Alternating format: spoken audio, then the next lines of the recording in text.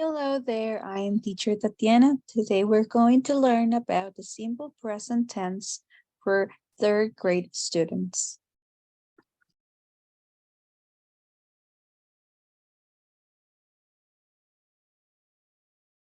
What is a tense?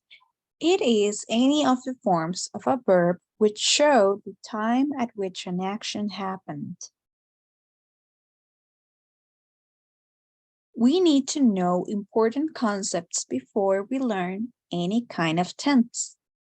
First, what is a subject?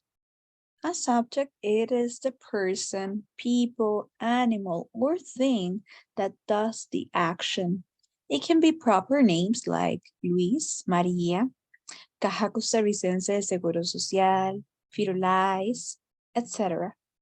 Or it can be the equivalent in subject pronouns like I, she, he, it, they, and more.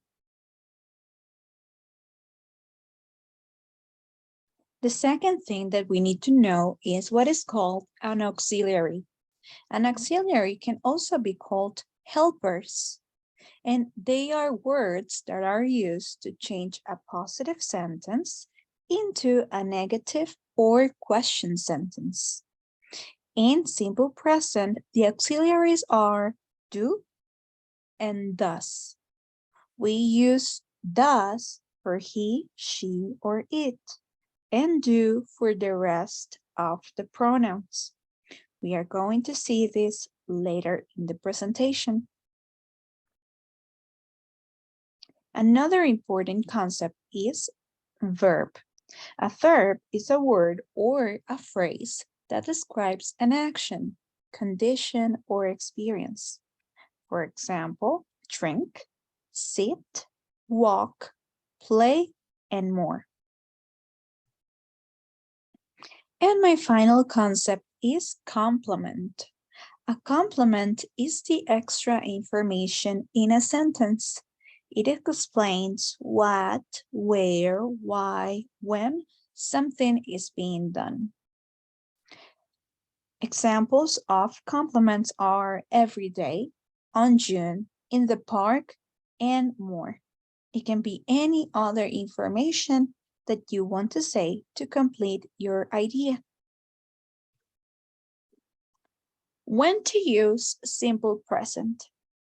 We can use simple present when we talk about routines or habits.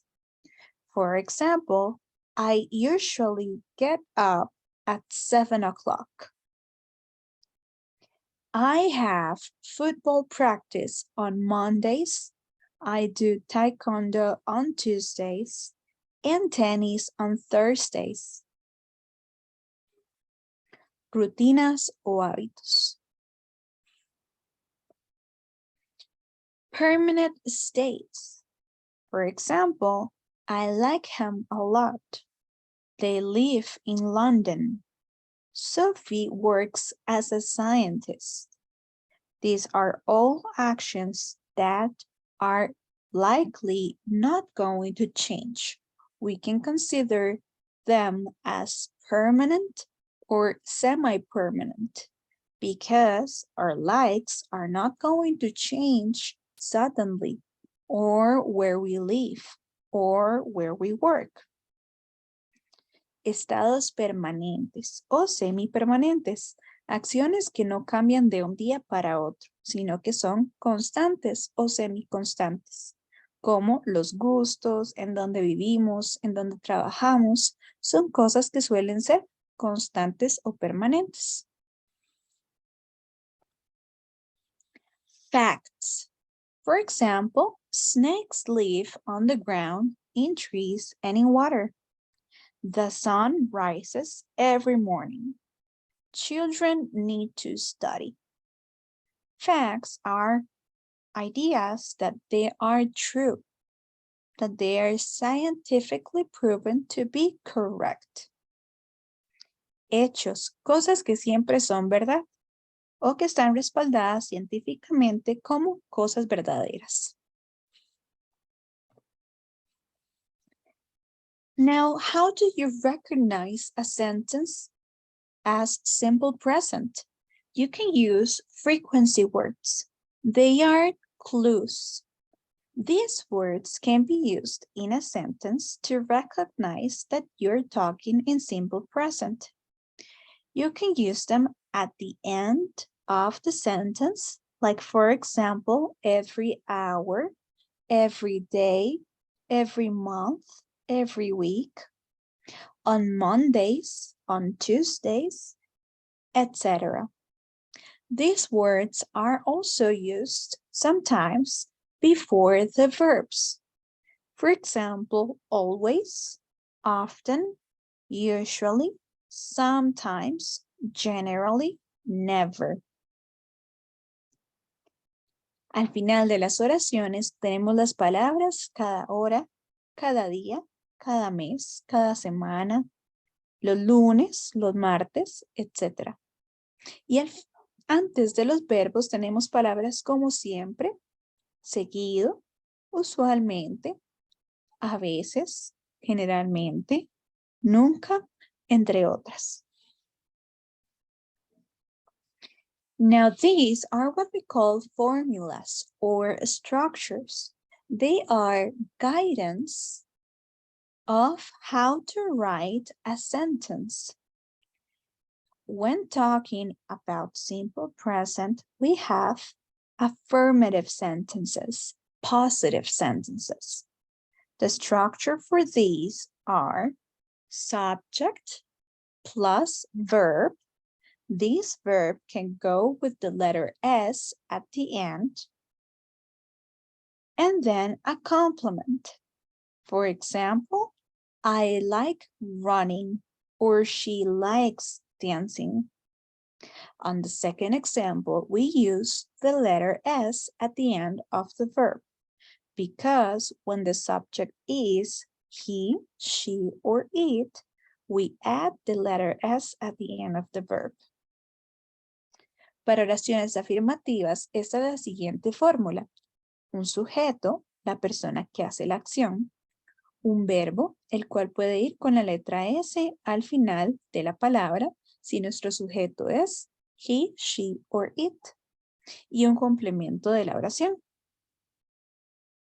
For negative sentences, we start with the subject, then we write an auxiliary, do or does. Then you add the word not, the verb, and the complement. For example, I do not like running. She does not like dancing.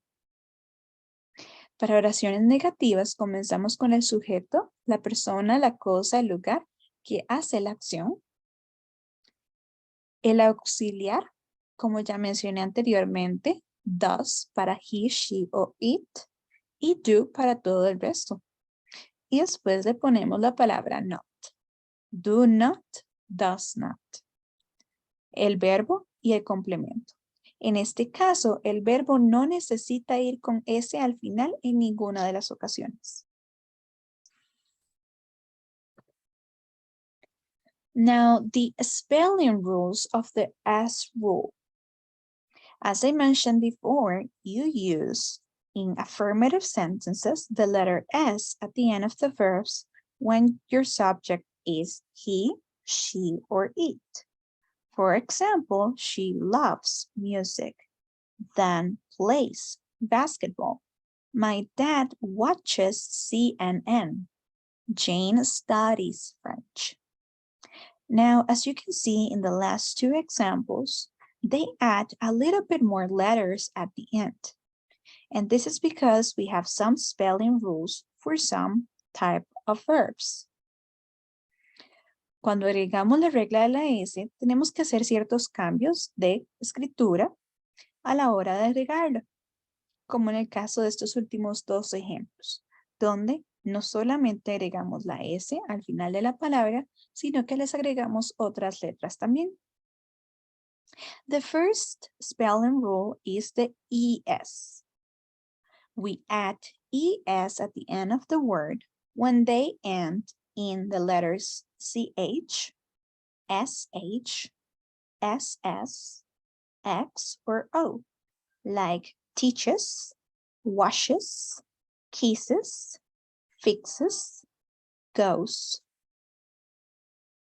Vamos a agregar la terminación ES a las palabras que terminan con CH, SH, SS, X o O. IES. When the verb ends with consonant and the letter Y, we are going to change the Y into an I and add ES. For example, flies, tries, carries, studies, carries. Vamos a cambiar el verbo con la terminación IES al final cuando el verbo termine con una letra que es una consonante más una Y. Esa última Y la vamos a cambiar por una I latina y le vamos a agregar ES. Va a terminar con una terminación de IS. And finally, the last rule is the letter S. We add S to all the other verbs that do not have these last endings. For example, walks, laughs, swims, plays, sits. Vamos a agregar la letra S al final de los verbos cuando estos son cualquier otro verbo que no termine con estas últimas dos reglas que mencionamos. And finally, how to use auxiliaries in negative form.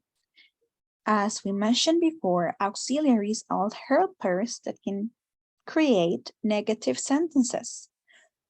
In the case of simple present, we have does for he, she, or it, and do for I, you, they, and we. For negative auxiliaries, we have does not and do not. And there is something called short form or contraction form. It's when you put two words together to make it one. Does not is the same as doesn't, and do not is the same as don't. For example, you can say, I do not like pizza, or I don't like pizza. She does not play tennis, or she doesn't play tennis. Here are some examples of regular simple present sentences. I don't walk on Wednesdays. They sometimes go to the mall. He doesn't play video games every day.